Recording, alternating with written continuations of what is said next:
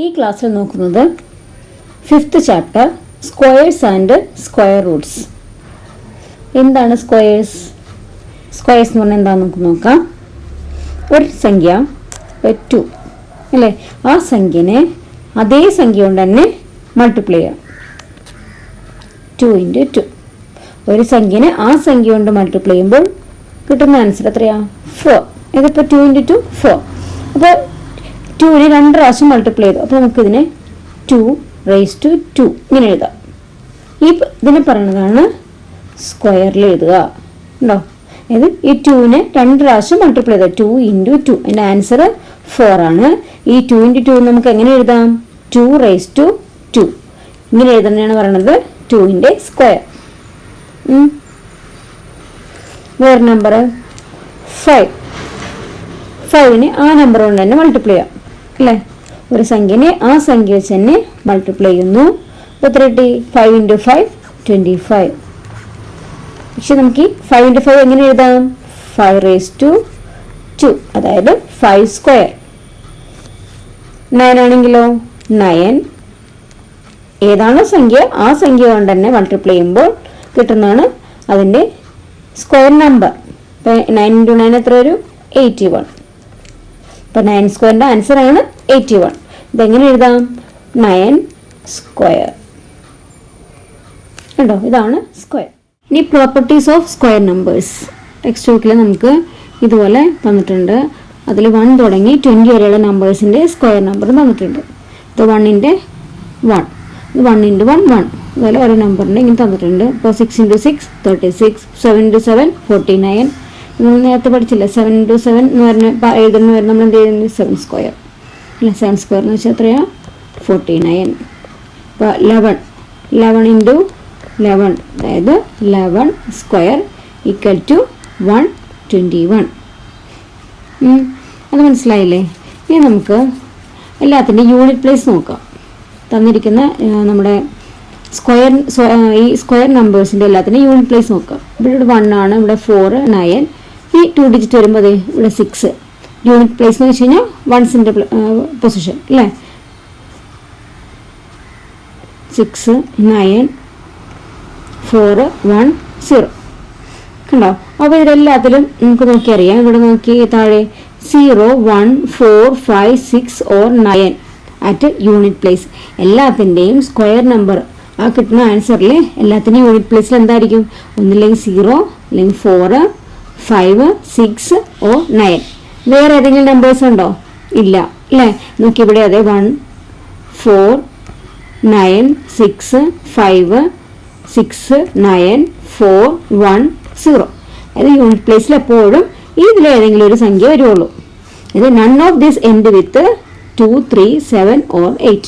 ഇതിലൊരു നമ്പറും unit square കിട്ടുന്ന ആൻസറിൽ ആ നമ്പറിൽ 2 3 7 8 ഈ 4 നമ്പേഴ്സും യൂണിറ്റ് പ്ലേസിൽ വരില്ല.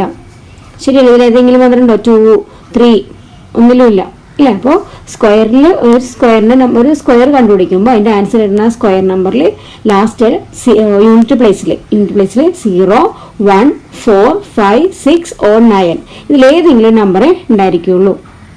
ഓക്കെ. ഇനിയിപ്പോൾ നമുക്ക് ചോദിച്ചിട്ടുണ്ട് if A number ends with ഇതിങ്ങനെ 0 1 4 5 6 9 ആണ് നമ്മൾ പറഞ്ഞല്ലോ. ഈ നമ്പർ എൻഡ് ചെയ്യണ എല്ലാ നമ്പറും സ്ക്വയർ നമ്പർ ആയിരിക്കുമോ? ഇല്ല, നമുക്ക് പറയാൻ പറ്റില്ല. കാരണം ഇപ്പോൾ ലാസ്റ്റ് എൻഡ് ചെയ്യുന്ന നമ്പറാണ് 29 നോക്കാം. അപ്പോൾ അതിൽ ലാസ്റ്റ് യൂണിറ്റ് പ്ലേസിൽ എത്രയാണ്? 9 ആണ്. പക്ഷേ ഇത് 29 ഒരു സ്ക്വയർ നമ്പർ ആണോ? അല്ല. കാരണം 21 നോക്കിയിട്ടുണ്ടോ? 25 കഴിഞ്ഞാൽ പിന്നെ 36 29 എന്നുള്ളൊരു സ്ക്വയർ നമ്പർ അല്ല. ഇനിയിപ്പോൾ 181 ഓക്കെ, 121 ഓക്കെ. അതേസമയം നമ്മളൊരു 71 നമുക്ക് വന്നിരിക്കുന്നത്. അപ്പോൾ 1 യൂണിറ്റ് പ്ലേസിൽ 1 ആണല്ലോ എന്ന് വിചാരിച്ച് നമുക്ക് അത് സ്ക്വയർ നമ്പറാണെന്ന് പറയാൻ പറ്റില്ല. 71 ഒരു സ്ക്വയർ നമ്പർ ആണോ? അല്ല. അപ്പോൾ എല്ലാ കേസിലും അല്ല കേട്ടോ. അതും കൂടി ഒന്ന് മനസ്സിലാക്കി വെക്കാം. ഇനി നോക്കി, അതായത് എന്താ യൂണിറ്റ് പ്ലേസിൽ 1ഉം 9ഉം വന്നാൽ, യൂണിറ്റ് പ്ലേസിൽ 1ഉം 9ഉം നമ്പർ വന്നു കഴിഞ്ഞാൽ അതിൻ്റെ ആൻസറിൽ യൂണിറ്റ് പ്ലേസിൽ എപ്പോഴും 1 ആയിരിക്കും വരുന്നത്. ഇവിടെ നോക്കി യൂണിറ്റ് പ്ലേസ് 1, അപ്പോൾ യൂണിറ്റിൽ 1 തന്നെ. ഇനി 9 ഇവിടെ എന്തോന്നു? യൂണിറ്റ് പ്ലേസിൽ 1. ഇപ്പോൾ 11ന്റെ യൂണിറ്റ് പ്ലേസിൽ എത്രയാണ്? യൂണിറ്റ് പ്ലേസിൽ കിടക്കുന്നത് 1 ആകുമ്പോൾ ആൻസർ ഇട്ടേക്കുന്നത് 121 ആണ്. 121ന്റെ യൂണിറ്റ് പ്ലേസിൽ കിടക്കുന്നത് എന്താ? 1. ഇനി 19ന്റെ യൂണിറ്റ് പ്ലേസ് എന്താ? 9. ആ 9 വന്നുകൊണ്ട് നമ്മുടെ ആൻസർ 361 ആണ്. 19ന്റെ സ്ക്വയർ.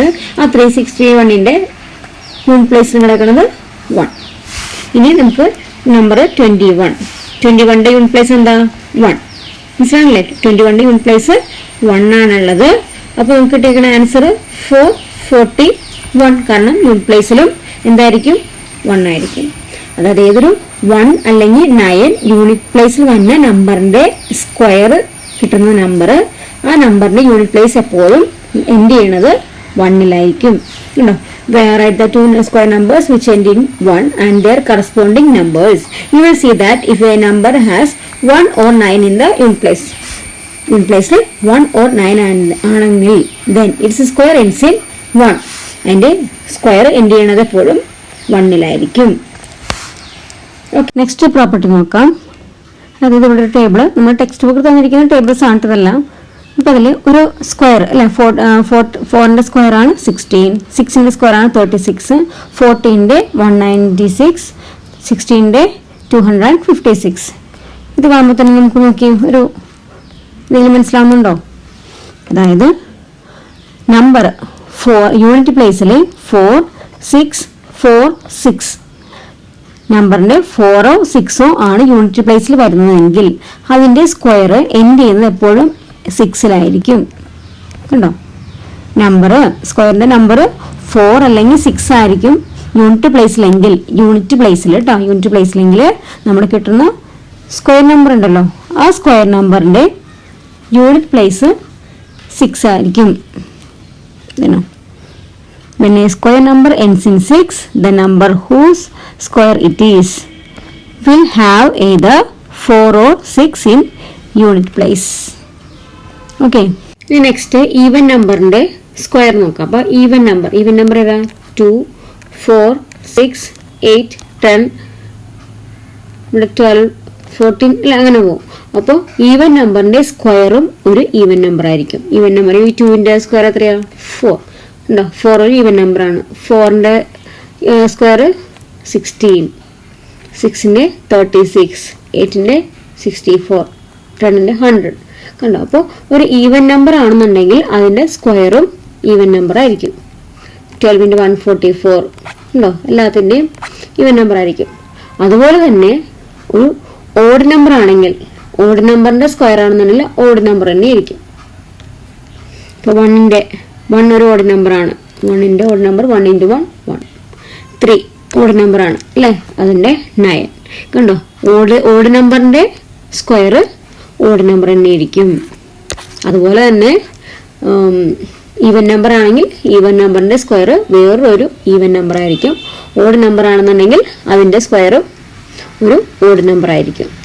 ഓക്കെ, 10ന്റെ സ്ക്വയർ എന്ന് വെച്ചാൽ 10 × 10, അതായത് 100.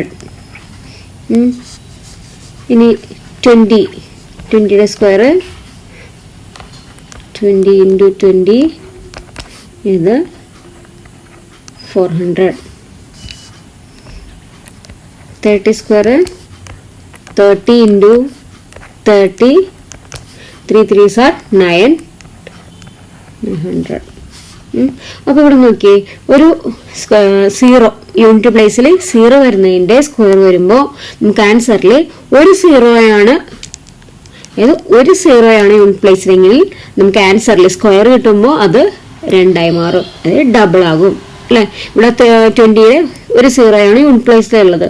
അപ്പൊ നമുക്ക് അതിന്റെ സ്ക്വയർ കിട്ടിയപ്പോൾ 2 0 ആയി. ഇവിടെ 30ലെ യൂണിറ്റ് പ്ലേസിൽ ഒരു 0 ആണ്. അപ്പൊ അതിന്റെ സ്ക്വയർ വന്നപ്പോൾ 900 എന്ന് പറയുമ്പോൾ അതിൽ 2 0. ഇനി നമുക്ക് 200ന്റെ സ്ക്വയർ ആണെങ്കിലോ 200 × 200, അതായത് 2 2s are 4. നമുക്ക് ഈ 4 0 എഴുതാം.